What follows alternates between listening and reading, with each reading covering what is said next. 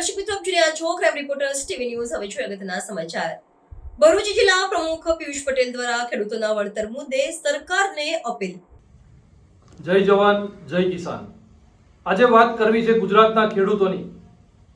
ગુજરાતના ખેડૂત વારંવાર ટેકાના ભાવને લઈને હોય, કરડાની જે પ્રથા આ ભાજપ સરકારના રાજની અંદર જે ચાલી રહી છે એના વિરુદ્ધની અંદર હોય, આ તમામ જગ્યાએ ખેડૂતો સાથે જ્યારે અન્યાય થાય છે ત્યારે વાત કરવી છે. આજે 2 દિવસથી જે આજે માવઠું થયું છે, જે વરસાદ વરસી રહ્યો છે અને ખેડૂતોની ઉપર જે કુદરતી આફત આવીને જ્યારે ઊભી છે ત્યારે આ ખૂબ દુઃખની લાગણી છે અને અમે સૌ આ ખેડૂતો માટે દુઃખ વ્યક્ત કરીએ છીએ.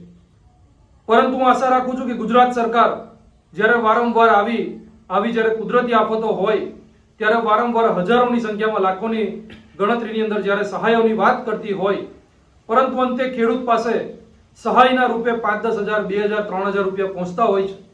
આ ખૂબ દુઃખની વાત છે. ત્યારે આ વખતે આશા રાખીએ છીએ કે ગુજરાતના ખેડૂતો સાથે જ્યારે સરકાર તો અન્યાય કરી જ રહી છે, પરંતુ આ જ્યારે કુદરતી આફત જ્યારે આવી છે અને એની અંદર આ સરકાર એમને ન્યાય આપે એવી આશા અને અપેક્ષા સાથે આ વિડીયો આજે અમે લોકો જાહેર કરી રહ્યા છીએ.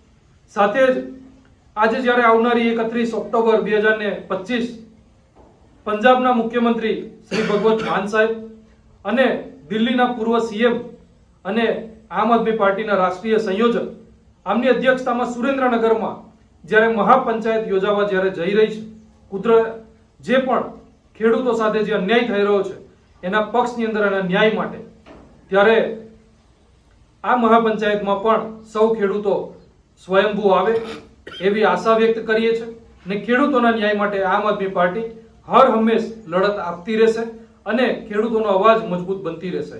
જય જવાન જય કિસાન.